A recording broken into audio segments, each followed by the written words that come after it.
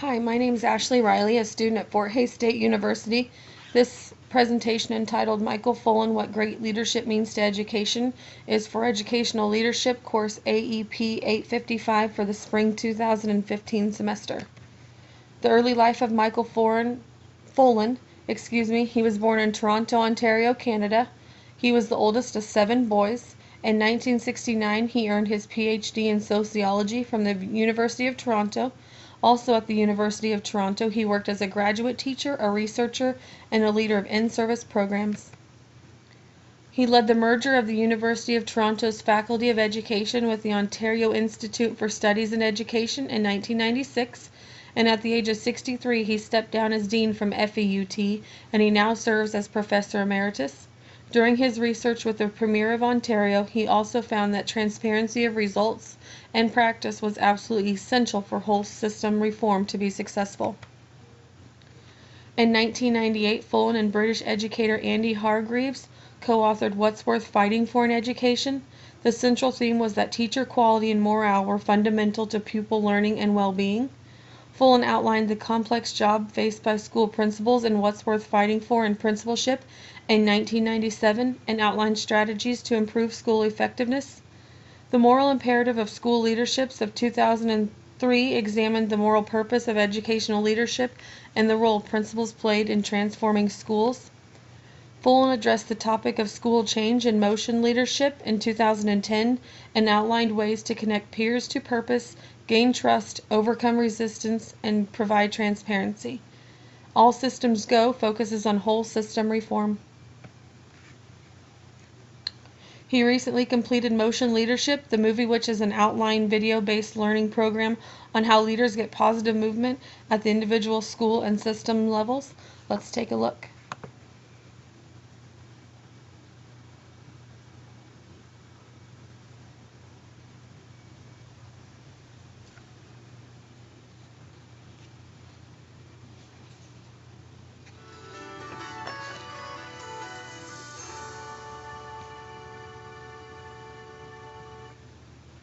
Motion leadership is about movement, and so what you want to be able to understand is not what success looks like once you get it, but how do you move from less effective to much more effective.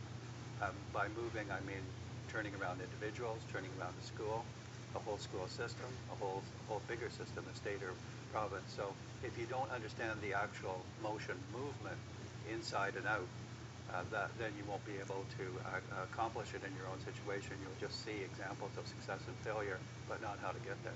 It's understanding, I think, that what you do can make a difference, but you have to understand what it is you can do. Yeah. And lots of people don't know that because they haven't had the opportunity perhaps to think about it, perhaps to observe someone else who's doing it, perhaps to dialogue with someone about it so that they can engage in the change beginning. Motion leadership then takes real problems of change and shows how the best leaders address them and get progress. I would say all of the concepts in motion leadership have our mindsets and action sets. That's the best way. Every one of them includes both. So that to say by a mindset, I mean it is your attitude. You respect people. That's a mindset. That's a value.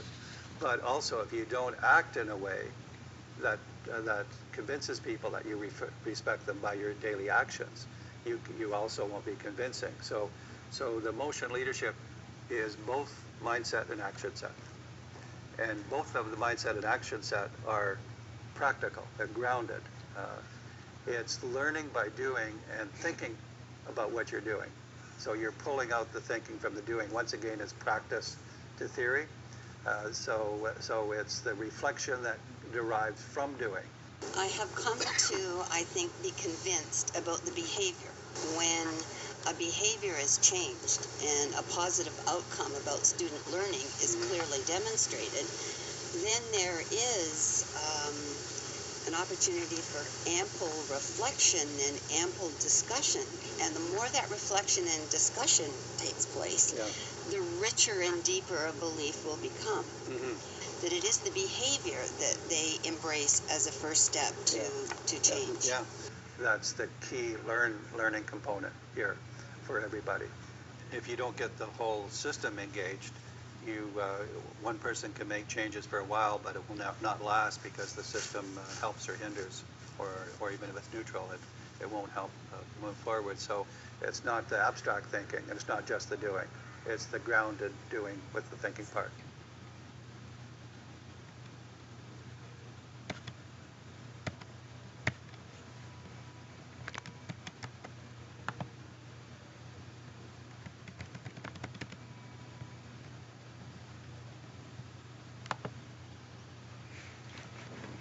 21st century leadership.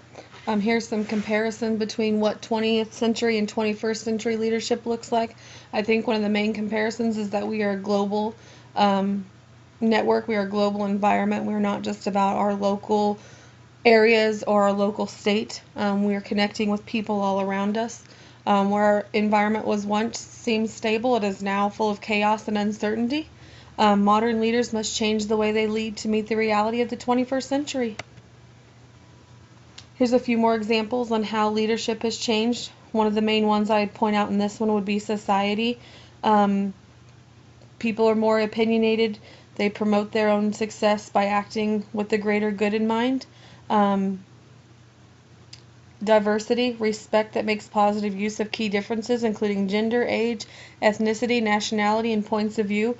We see this all over in almost everything we do. There's normally something about diversity and people being treated fairly every day that we look on the news. We want to motivate people through strong relationships based on mutual trust. 21st century leadership practices.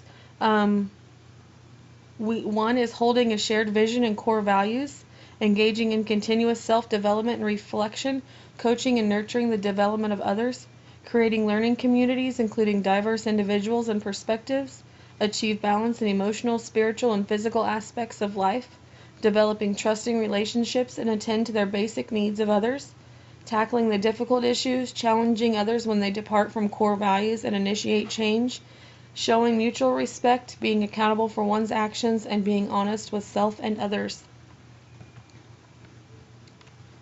Michael Fullan has focused his work on educational change. His model focuses on the human participants taking part in the change process. The new meaning of educational change presents guidelines for resisting, coping, and leading change efforts with perspectives ranging from the student to the national government. Fullan focuses on roles and strategies of various types of change agents. Fullan's model helps the change agent to deal with what are the implications of change for people or organizations promoting or opposing it at its particular level, and what can different stakeholders do to promote change that addresses their needs and priorities. Fullan and Strollberger of 1991 have given a promise for the change agent that there is an enormous potential for true, meaningful change simply in building coalition with other change agents, both within one's own group and across all groups. Here are his four broad phases of change. First step is initiation, second step is implementation, third step is continuation, and fourth step is outcome. I think oftentimes we see a lot of step 1, a little bit of step 2, but not very much of step 3 or step 4. We don't allow that continuation of the process to move forth to see what the outcome truly would be. The factors that are affecting the initiation phase include existence and quality of innovations, access to innovations, advocacy from central administration, teacher advocacy, and external change agents.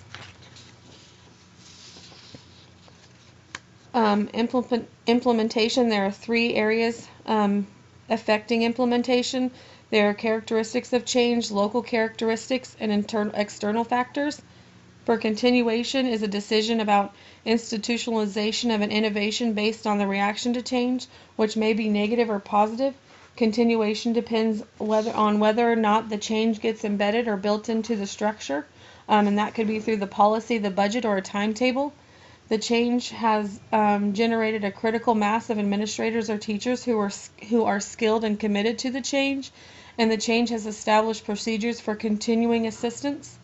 For outcome, attention to the following perspectives on change process may support the achievement of a positive or successful change outcome: active initiation and participation, pressure, support, and negotiation, changes in skills, thinking, and committed actions, and overriding problems of ownership. What can we learn from the complexity of the change process? You cannot mandate what matters. Change is a journey, not a blueprint. Problems are our friends.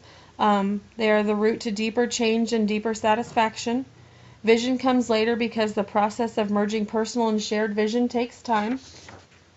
Individualism and collectiveness must have equal power. The dynamic system perspective leads us to a view of culture as emergent. What a group comes to share in the way of culture and philosophy emerges from individual beliefs through a learning process that builds up over the years. The center and local units need each other. Successful change requires a dynamic two-way relationship. Change should recognize a broader context to which change asserts its constant action. It's only by individuals taking actions to alter their own environment that there is any change for deep change. Imposition of change versus self, learning, planning versus uncertainty, problems versus creative solution, vision versus fixed direction, individual versus groups, centralizing versus decentralizing, and personal change versus system change are ways that change can happen. It takes a combination of individuals and societal agents for change to happen. Fullan pointed out the importance of the recognition that the educational process is complex. To deal with such complexities is not to control the change, but to guide it. There is no single solution. We should craft our own theories and actions by bringing a critical consumer involving everyone who the change would affect, understanding the meaning.